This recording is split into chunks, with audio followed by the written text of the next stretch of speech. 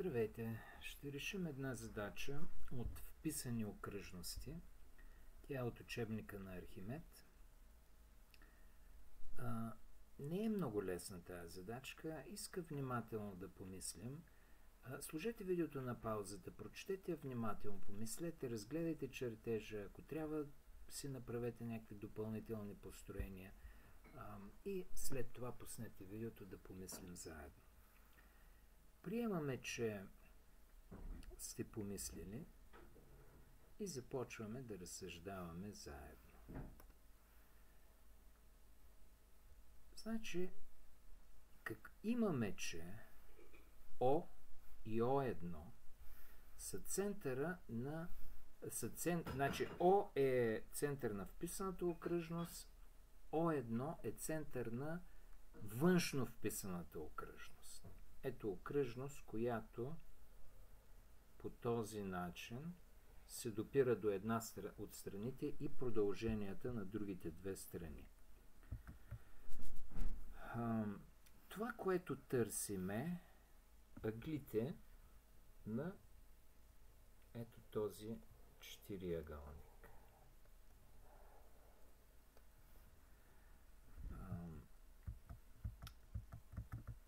Дадено ни е също, че даден ни е ъгъла алфа. Ето този ъгъл ни е даден.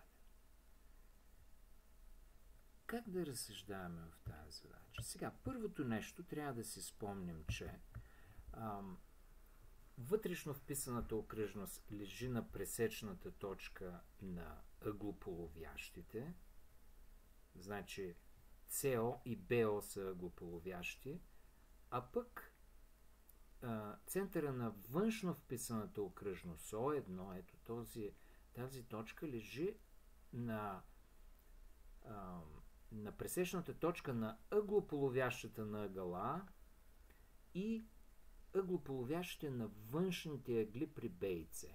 Тоест BO1 и CO1 са ъглополовящи на външните ъгли на триъгълника.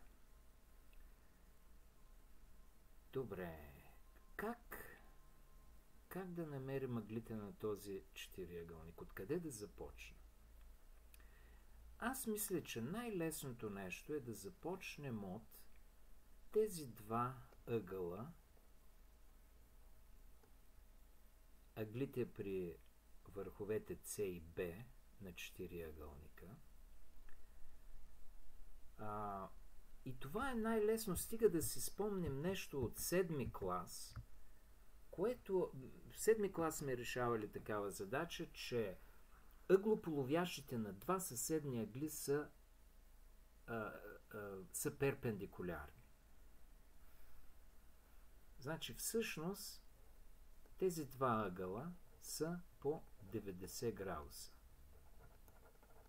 Откъде го знаем това? Как може да го докажем? Ами всъщност много лесно. Значи, нека целият този ъгъл е гама, целият този е бета, а външните ъгли са съответно бета 1 и гама 1.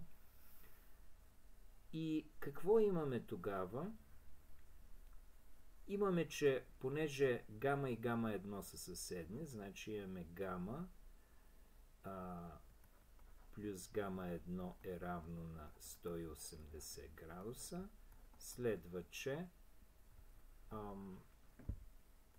ъгъла, който ни интересува от СО1 е равен на гама 1 върху 2 плюс гама върху 2, което е равно на 1 втора от гама 1 плюс гама, което е равно на 1 втора от 180 градуса, което е 90 градуса. По същия начин бета плюс бета 1 е равно на 180 градуса, защото са съседни, и ъгъла ОБО1 по същия начин може да покажем, че е 90 градуса. Добре, показахме, че два от ъглите на четириъгълника, които ни интересуват. Ето този ъгъл е 90 градуса и този ъгъл е 90 градуса. Остават ни ъглите Хикс и Y. Как да ги намерим тях?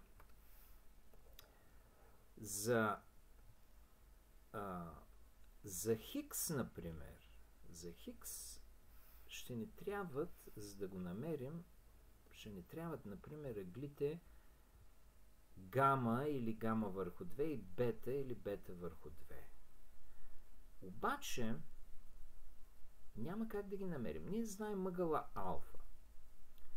Но това, което може да се сетим е, че всъщност, за да намерим Хикс, не ни трябват гама и бета по-отделно, а ни трябва сбора от гама върху 2 и бета върху 2. И всъщност сбора е по-лесно да го намерим, отколкото по-отделно ъглите.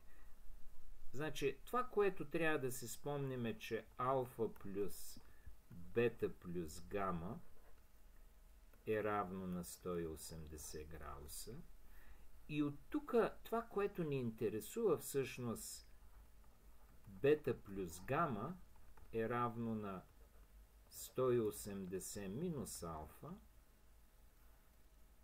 И съответно, всъщност нас ни интересува бета върху 2 плюс гама върху 2, но това, разбира се, е лесно. Тук може да напишем, че Хикс е равно на 180 градуса минус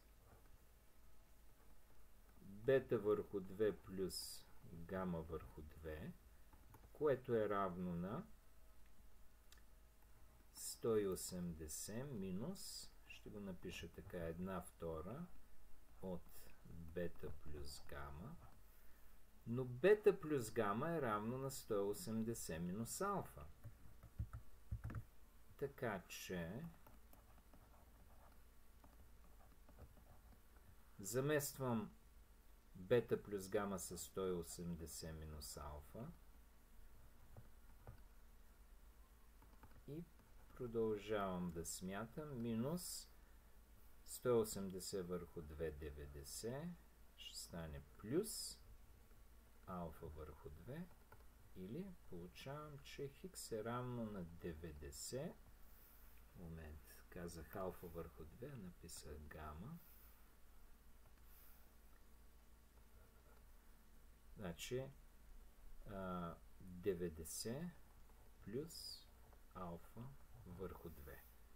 Ъгъла Хикс е равен на 90 плюс алфа върху 2. Това, разбира се, е алфа.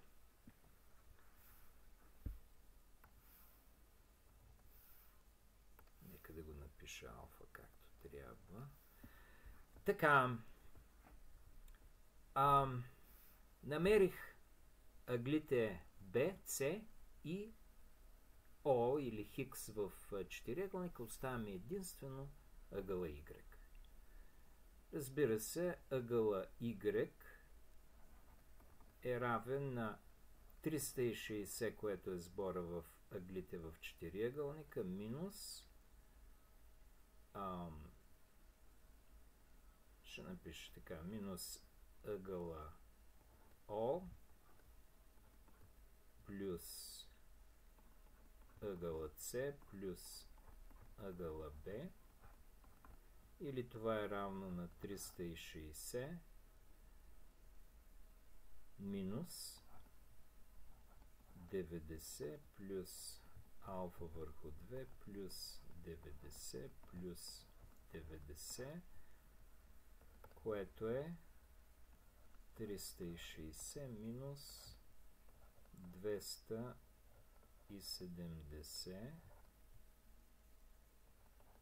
плюс алфа върху 2, или ще напиша, че Y е равно на 360 минус 270 е, разбира се, 90 минус алфа върху 2. Значи, това е единия ъгъл, това е другия, а съответно